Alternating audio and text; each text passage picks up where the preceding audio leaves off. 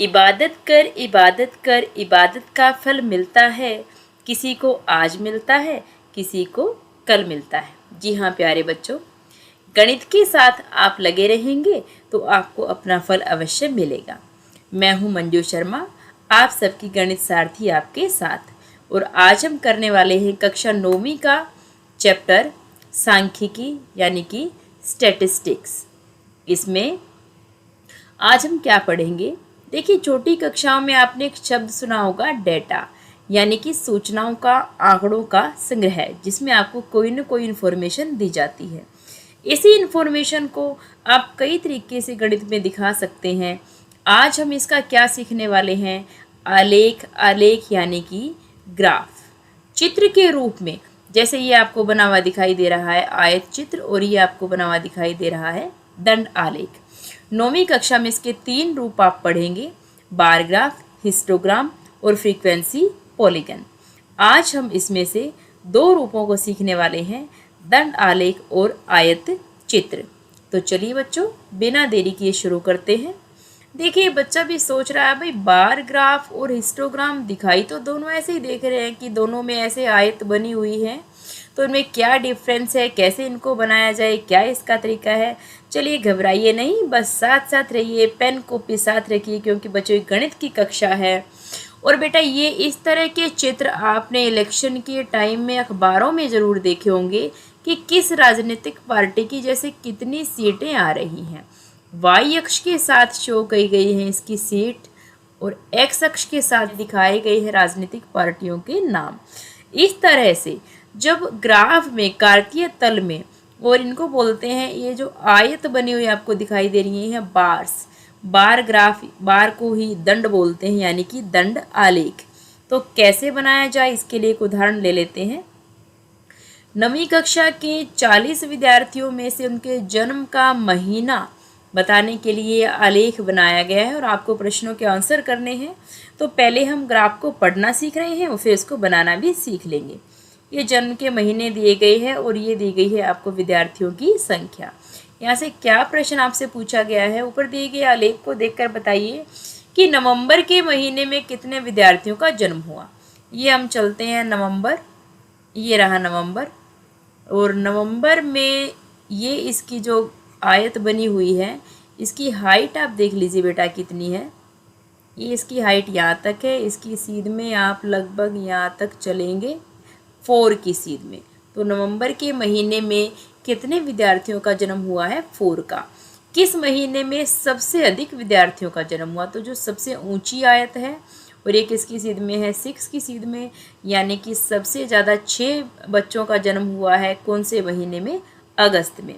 तो ये तो हो गए, आपको बार ग्राफ दिया गया था, आपने उसे स्टडी करके इन्फॉर्मेशन निकाल ली है। अब हम उल्टा सीखेंगे, हमें अगर इन्फॉर्मेशन दी जाए तो उसका बार ग्राफ हम कैसे बना सकते हैं। इसका क्वेश्चन बेटे आपके पास में 4 या 5 मार्क्स में रहता है। तो बहुत ही इंपॉर्टेंट चैप्टर उन बच्चों के लिए भी जो फुल मार्क्स गेन करने वाले हैं 100/100, और ऑफ कोर्स उनके लिए भी जिनका टारगेट 40 है, 50 है और चाहते हैं कि अरे बस पास हो जाए मैथ्स में। तो बेटा उनके लिए भी चैप्टर मस्ट है। तो देखिए, अब यहाँ प्रश्न क्या है। प्रश्न हमने इंग्लिश और हिंदी दोनों मीडियम में डाल दिए हैं। आप पॉज करके क्वेश्चन को अच्छे से रीड कर सकते हैं और खुद सोचें कि क्या हम करें, कैसे हम बनाएं। तो देखिए, एक परिवार है जिसकी मासिक आय है 20,000 20,000 रुपये, और इस प्रकार से खर्च करता है। आपके घर में भी मम्मी पापा जॉब करते होंगे, पैसे लाते होंगे, और कहाँ कहाँ खर्च करते हैं, वह पढ़े लिखे बच्चे हैं, आप ध्यान रखिए। ग्रोसरी पर कितने हज़ारों में इसने खर्च बताया है। इधर दिए हैं मद यानी कि इसको हम दिखाएंगे एक्स अक्ष पर, और खर्च यानी कि इसको हम दिखाएंगे वाई अक्ष पर। हमेशा जो पहली लाइन होती है जनरली उसे एक्स अक्ष पर दिखाया जाता है। इससे संबंधित जो सूचना होती है यानी कि उसकी बारंबारता, कितनी बार ऐसा हुआ, फ्रीक्वेंसी बोलते हैं इसको हम वाई अक्ष पर दिखाते हैं। तो ये ग्रोसरी, किराया, बच्चों की शिक्षा पे जैसे खर्च है 5,000, मनोरंजन पे खर्च है नीचे आपका 1,000, और विविध पे भी खर्च है 1,000। तो इसका दंड आलेख हमें बनाना है। तो जैसा कि मैंने कहा कि कार्तीय तल आप बनाएंगे तो आप यहाँ पे क्या बनाएंगे, ये बनाएंगे हम एक्स अक्ष और वाई अक्ष। इधर हम क्या लेंगे, मद यानी कि आइटम्स। जैसे कि ग्रोसरी। ये एक बात का ध्यान रखें, ये जो कट हम लगाएंगे बेटा बराबर दूरी पे आप लगाएंगे, एक्स अक्ष पे भी और वाई अक्ष पे भी। कट हमेशा समान दूरी पर हो। हाँ, माप आप छोटे बड़े कर सकते हैं, जैसे एक साइड आपको 10-20 की रेशियो लेनी है, दूसरी साइड आप 100-200 भी ले सकते हैं, किंक भी ले सकते हैं। ये सब जैसे जैसे क्वेश्चन में आवश्यकता होगी हम बताते रहेंगे आपको। तो फिलहाल तो यहाँ पर ग्रोसरी, किराया, बच्चों की शिक्षा, ये हमें नाम लिखने हैं। देखिए थोड़ा सा साफ बना हुआ ग्राफ मैं आपको दिखाती हूँ और इसी में हम समझने की कोशिश करते हैं। ये 1 2 3 4 5 6 7 तक यहाँ इसने इस तरफ ले ली है फ्रीक्वेंसी और यहाँ इसने ले लिए हैं आइटम्स। हिंदी में भी बेटा आप इसको देख सकते हैं। अब ग्रोसरी कहाँ तक जारी, ग्रोसरी पर खर्च क्या था अब आप समझ ही गए होंगे। 4 की सी तक इसको आयत को रोक दिया। मान लो ये ग्रोसरी पे आपने यहाँ कट किया, आधी आयत इसे इस तरफ लेते हैं, आधी इस तरफ लेते हैं और स्केल से यानी कि फुटे से इसको सीधी ड्रॉ करके एक बिल्कुल आयत की भांति इसमें आप कलर की शेडिंग कर सकते हो। ये ग्रोसरी है, आप इसके ऊपर लिख भी सकते हो। इसका खर्च है 4,000 रुपये। मकान का किराया 5,000, ये 5 की ऊंचाई तक। देखिए ये गैप भी समान है, इनमें ये गैप समान होना चाहिए। दंड आलेख के लिए बहुत ही जरूरी बात, इसके जो दंड होंगे, इसके जो बार्स होंगे, उनके बीच में खाली जगह यानी कि गैप आपको मिलेगा। लेकिन अब आगे आप आयत चित्र सीखेंगे, देखने में तो वो आपको इसी तरह का लगेगा कि ऐसे ही लंबी लंबी आयतें खड़ी हुई हैं, लेकिन बेटा उनके बीच हमें गैप नहीं मिलता है। ये विविध कहाँ तक था, 1 ऊंचाई तक, ये भी 1 ऊंचाई तक, और ये हो गया आपका 2 ऊंचाई तक, 2 ऊंचाई तक सेम आपको दिख भी रही है। ये हो गया 5 और 5। तो इसको आप खुद बनाएं, वीडियो को पॉज करें और चेक करें कि आप सही बना पा रहे हैं। अगर आपके कोई भी डाउट्स हैं तो आप कमेंट सेक्शन में डालिए, I will answer them definitely. ठीक है, तो देखो अब वही मैं जो आपको बात करी थी, देखिए हिस्टोग्राम की जो आयतें हैं वो आपस में मिली हुई हैं। मिली क्यों हुई हैं? क्योंकि हिस्टोग्राम काम करता है कॉन्टिन्यूअस यानी कि सतत वर्ग अंतरालों के लिए, सतत इंटरवल्स के लिए, लगातार, जिनमें कोई भी गैप नहीं होता, इसलिए इनके अंदर भी कोई भी गैप आपका नहीं दिखाया जाता। अब इन्हें हम कैसे बनाएं, कैसे बनाना है, देखिए इसका भी एक एग्जाम्पल अब ले लेते हैं, उसके बिना समझ आना मुश्किल है। अब ये हमने एग्जाम्पल लिया है 9th कक्षा में, कॉन्टीन्यूअस ही देंगे इंटरवल अगर आपको हिस्टोग्राम बनाना होगा तो। फिर से मैंने इंग्लिश और हिंदी मीडियम दोनों में आपके लिए बेटा डाल दिया है। एक अध्यापिका 2 सेक्शनों के विद्यार्थियों के प्रदर्शनों का विश्लेषण 100 अंक की गणित परीक्षा लेकर करना चाहती है। उनके प्रदर्शनों को देखने पर वह पाती है कि केवल कुछ ही विद्यार्थी 20 से कम है और कुछ 70 से ज़्यादा है। इसने उसने विद्यार्थियों को वर्गों में बांट दिया, जैसे कक्षा में ग्रुप बना देते हैं इंटेलिजेंसी के अकॉर्डिंग। आपके टीचर ने भी आम श्योर बनाए होंगे, मैंने भी अपनी क्लास में बना रखे हैं। ये बच्चों की हेल्प के लिए बनाए जाते हैं।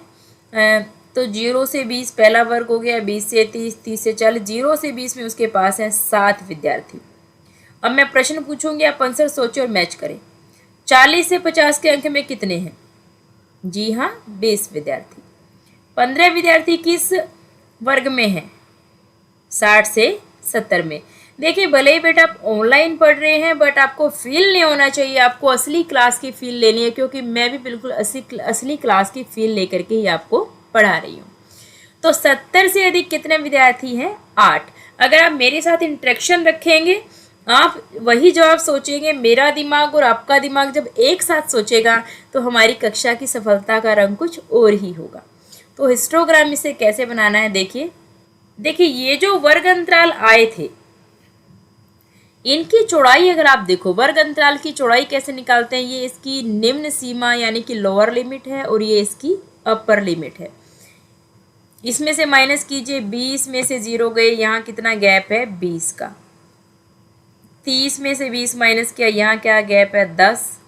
इसमें भी 10, इस वर्ग में भी 10। ये 0 से 20, 20 से 30, इनको वर्ग अंतराल बोलते हैं यानी कि क्लास इंटरवल्स। इनका ये मैं गैप निकाल रही हूँ, इस गैप को डिनोट किया जाता है h से। 50 से 60, यहाँ पे भी 10 गैप, 60 से 70 यहाँ पे 10 गैप, और यहाँ पे हो गया है गैप 30। तो आपने देखा यहाँ पे गैप 20 है, बीच में 10 है और यहाँ पे गैप 30 है। ये फ्रीक्वेंसी यानी कि बारंबारता आपको गिवन थी, ये मैंने अपने आप नहीं बनाई है, आपको पहले से ही उन्होंने दे रखी है। देखिए मैं आपको दिखा देती हूँ, ये रही सामने वाली बारंबारता 7, 10, 10, 20, 15, 8, यही यहाँ पर हमने उसकी सीध में, वर्गों की सीध में लिख ली है। अब यहाँ विड्थ ऑफ क्लास, जो गैप मैंने यहाँ पे आपके लिए कैलकुलेट किया था, ये यहाँ पे h उसने यहाँ पे ले लिया है 20, 10, 10, ये गैप कैसे निकाला है, गैप कैसे निकलता है, h कैसे निकलता है, अपर लिमिट माइनस में लोअर लिमिट। अपर मतलब बड़ा नंबर, लोअर मतलब छोटा नंबर, दोनों को घटा करके माइनस करके ये नंबर आपने निकाल रखा है। अब एक चीज़ निकालिए, लेंथ ऑफ रेक्टेंगल, यानी कि कितनी ऊंची रेक्टेंगल आप बनाएंगे।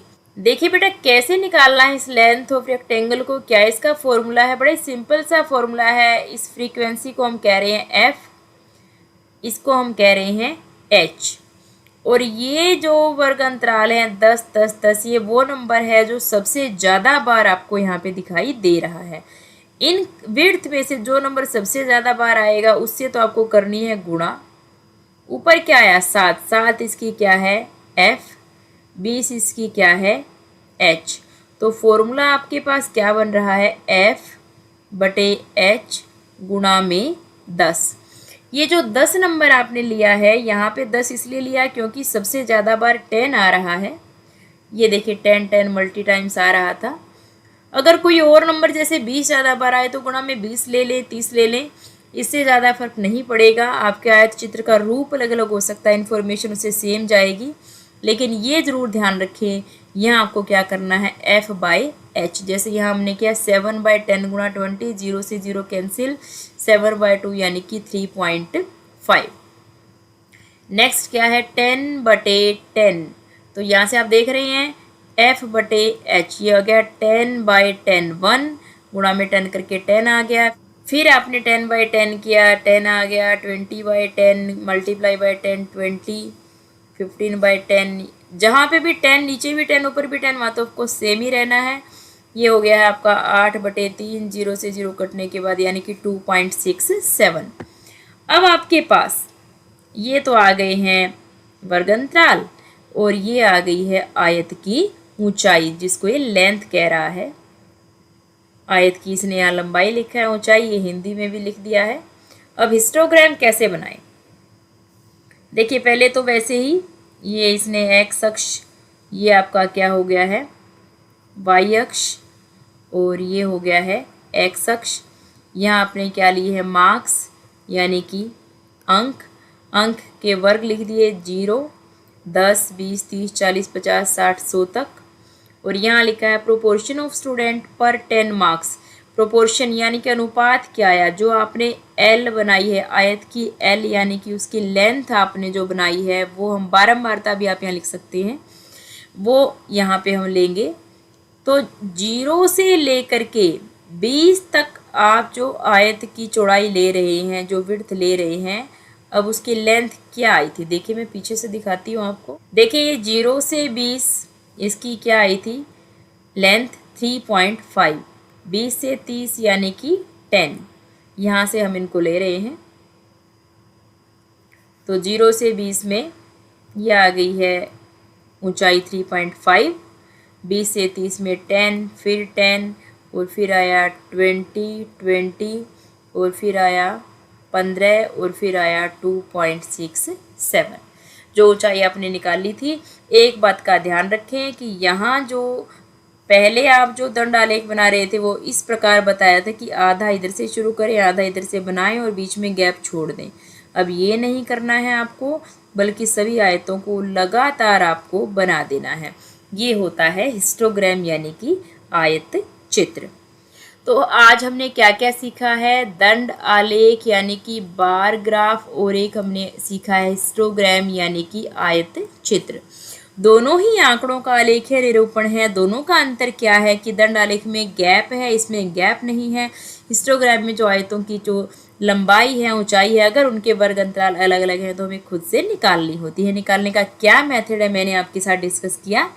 कोई भी डाउट हो आप कमेंट सेक्शन में अपना मुझसे पूछ सकते हैं। Thank you. मिलते हैं नेक्स्ट वीडियो में, जिसमें हम सीखेंगे फ्रीक्वेंसी पॉलीगन।